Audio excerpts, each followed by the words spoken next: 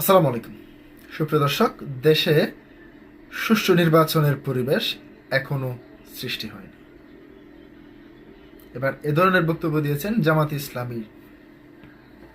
মূলত আমরা একটি ভিডিও আপনাদের সামনে তুলে ধরছি, সেই ভিডিওটি দেখার পর আপনারা একটু মন্তব্য করবেন দেশে কি আদৌ সুষ্ঠু নির্বাচনের পরিবেশ সৃষ্টি হয়েছে কিনা। প্রথমে ভিডিওটি দেখুন, তারপর কথা বলছি।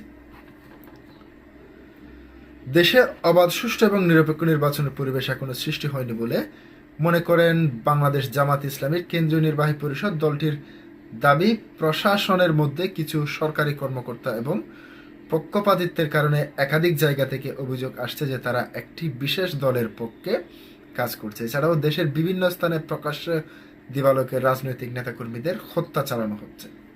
সোমবার 5 জানুয়ারি বাংলাদেশ জামাত ইসলামীর কেন্দ্রীয় নির্বাহী পরিষদের এক বৈঠকে অনুষ্ঠিত হয়।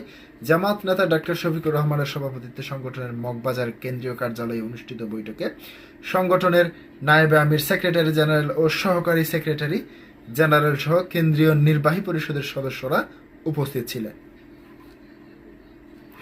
বৈঠকের সময় আসন্ন গণভোট ও ত্রয়োদশ জাতীয় সংসদ নির্বাচনের পরিবেশ নিয়ে বিস্তারিত আলোচনা করা হয়।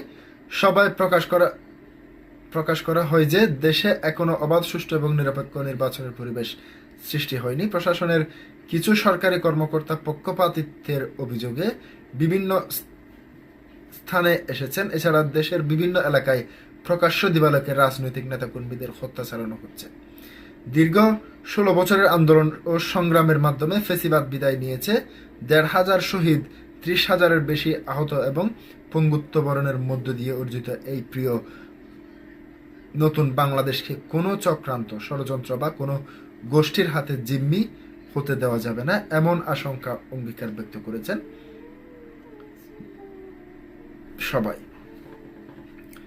নির্বাচন কমিশন এবং এর সঙ্গে সংশ্লিষ্ট নির্বাচনী কর্মকর্তা ও আইন শৃঙ্খলা রক্ষায় নিয়োজিত বাহিনীকে সর্বোচ্চ নিরাপত্তা বজায় রেখে এবং বিশেষ কোনো দলের দিকে ঝুঁকে না পড়ে সঠিকভাবে দায়িত্ব পালনের জন্য কেন্দ্রীয় নির্বাহী পরিষদের পক্ষ থেকে আহ্বান জানানো হয়েছে।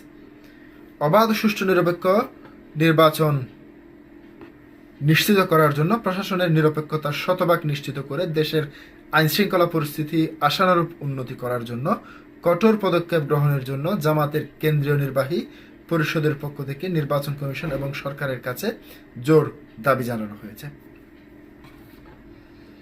প্রিয় দর্শক, আজকে পর্যন্তই। আসসালামু আলাইকুম।